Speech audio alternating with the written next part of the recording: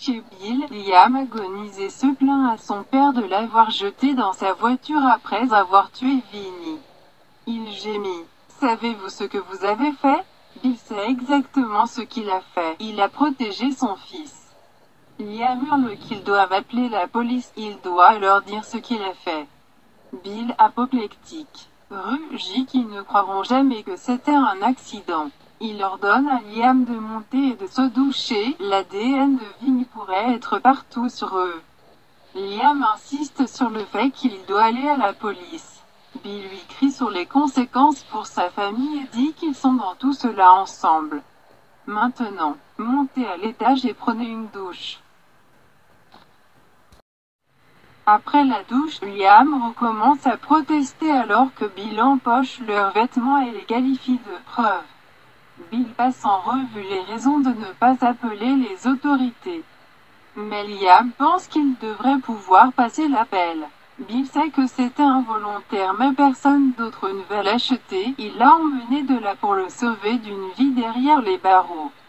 Liam ne sait pas ce qui lui passe par la tête, mais il est foutu. Bill protège son fils, il ne peut pas le perdre. Liam secoue la tête.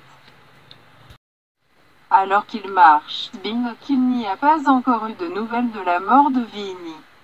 Il dit à Liam qu'ils ne pourront pas identifier le corps tout de suite. Il a pris son portefeuille et son téléphone.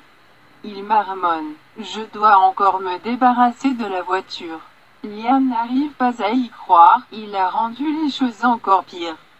Il ne peut pas vivre avec et ne peut pas non plus le cacher. Bill entonne. « Vous ne pouvez pas le dire à une âme. Il enterrera cela et le fera disparaître. Tout ce que j'ai à faire, je le ferai. » Liam agonise. Bill répète qu'ils sont là maintenant et qu'il n'y a pas de retour en arrière. À la cabane, Thomas a renvoyé Douglas à Hope. Elle demande s'ils ont passé un bon moment au cinéma. Thomas confirme qu'ils l'ont fait et lui demande si elle a reçu son texte sur la libération sous caution de Vinny. Hope l'a fait et espère qu'il ne causera plus de problèmes. Thomas est désolé d'avoir amené Vinny dans leur vie et rapporte qu'il l'a bloqué de son téléphone et de sa vie. À toutes fins utiles, Vinny est mort pour moi. La conversation se transforme en visite de Liam. Hope explique que c'était bien et qu'elle se sent réconfortée de savoir qu'il sera toujours là pour elle et les enfants.